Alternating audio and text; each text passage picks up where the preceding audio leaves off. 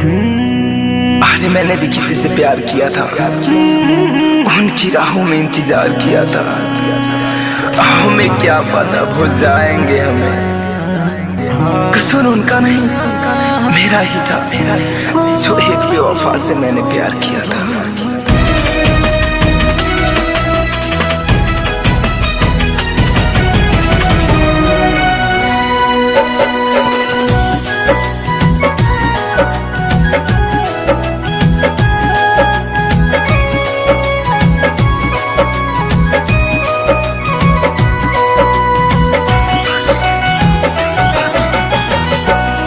कोई प्यार किसी से मत करना, कोई प्यार किसी से मत करना।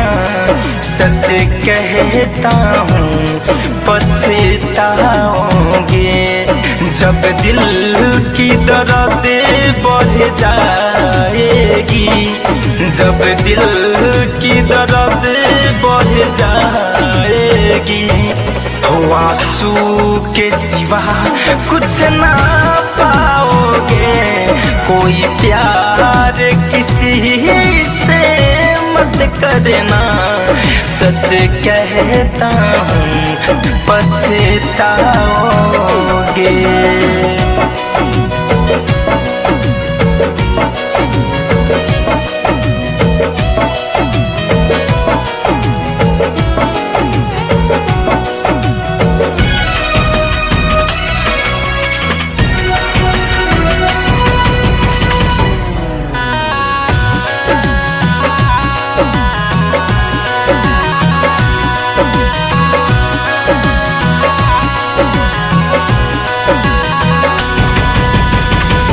लैला मजनू हीरे रंझा, ये भी एक दीवाने थे। क्या क्या गुजरी सबके दिल पे, खा के ठोकर सब जाने थे। ये दर्द भरा एक मेला है, ये दर्द भरा एक मेला है। जिंदगी भर ढूंढना पाओगे, कोई प्यार किसी से मत करना। सच कहता हूँ पछताओगे।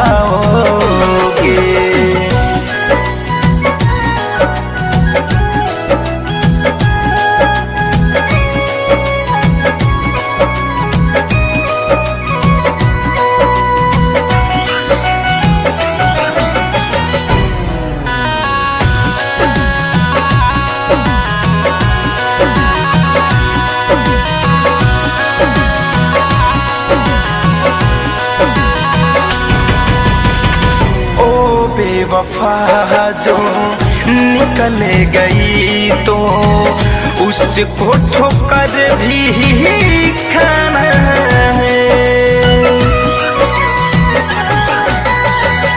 फिरोज फैशन धड़कन धनंजय करके मोहब्बत जाना है। वो कफन भी उठाने न आएगी, वो कफन भी उठाने न आएगी।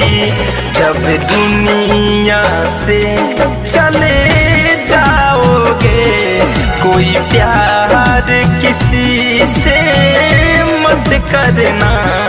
सच कहता हूँ पछताओगे, जब दिल की दर्द बढ़ जाएगी, जब दिल की दर्द बढ़ जाएगी।